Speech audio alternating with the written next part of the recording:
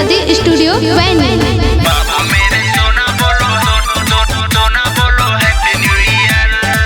Mix by Ajay Kartik Yadav.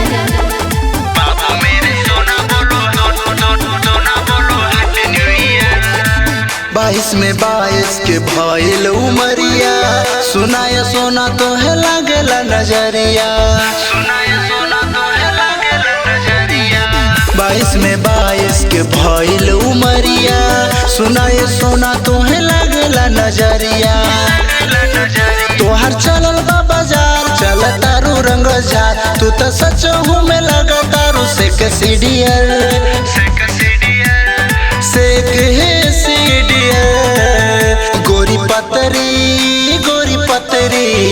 गोरी पतरी कमरिया पे लिखवैलू मेरे बाबू मेरे सोना बोलो हैप्पी न्यू ईयर। गोरी पतरी कमरिया पे लिखवैलू मेरे बाबू मेरे सोना बोलो हैप्पी न्यू ईयर।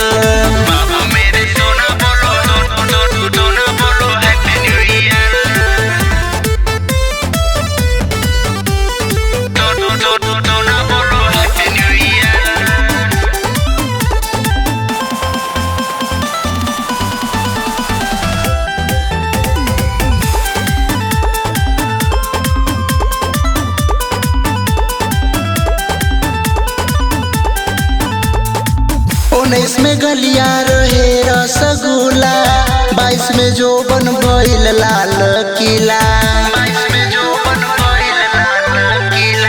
अभी जल्दी मर्द नहीं मिला, आ जाए गोरिया पलाम के जिला।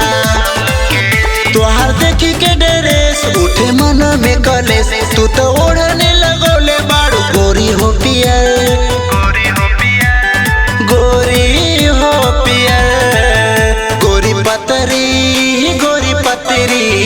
गोरी पतरी कमरिया पे लिखवैलू मेरे बाबू मेरे सोना बोलो हैप्पी न्यू ईयर। गोरी पतरी कमरिया पे लिखवैबू मेरे बाबू मेरे सोना बोलो हैप्पी न्यू ईयर।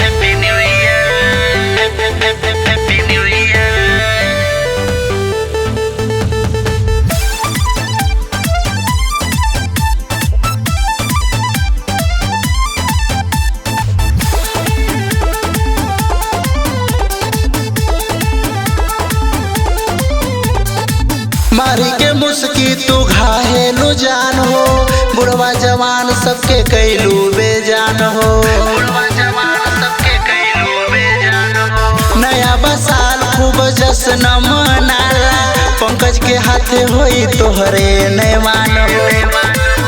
तू तो लगेलू कमाल गोरी कर न बवाल, रानी आई जाना लहे लहे हमरा नियर।